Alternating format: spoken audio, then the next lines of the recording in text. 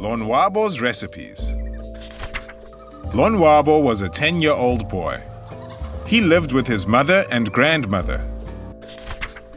Lonwabo's grandmother had the most beautiful and rich vegetable garden.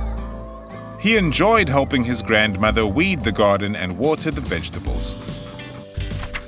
He had to fetch water from the river. He was not a lazy boy. He would walk down the hill and up again. He would pass his friends playing soccer, and they would laugh out loud and say to him, "Lonwabo, why do you do that? That is a girl's job. We would never do that."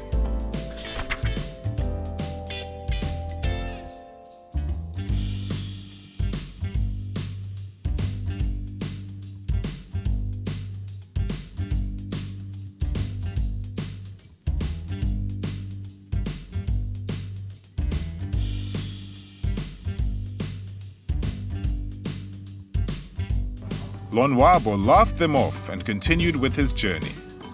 He would think about all the happy times with his grandmother in the garden. These thoughts made him forget about the long journey and about his friends' comments. He liked guessing how many carrots would be in each bunch before his grandmother pulled them out of the ground. Lonwabo's grandmother always prepared lunch for him while he was at school, and his mother was at work. Every day he came home to find his food already prepared and left out on the table for him.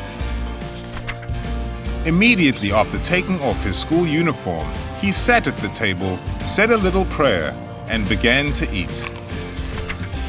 His grandmother prepared all kinds of meals for their lunches. He loved his grandmother's tasty meals. When he finished eating, he would wash his dish, take a book and pencil, and go sit next to his grandmother. He asked her about the ingredients in the meal he had just eaten and carefully wrote down every little detail. He told himself that when he grows up, he is going to open his own restaurant. He will name the restaurant after his grandmother and make all the meals that his grandmother makes for him.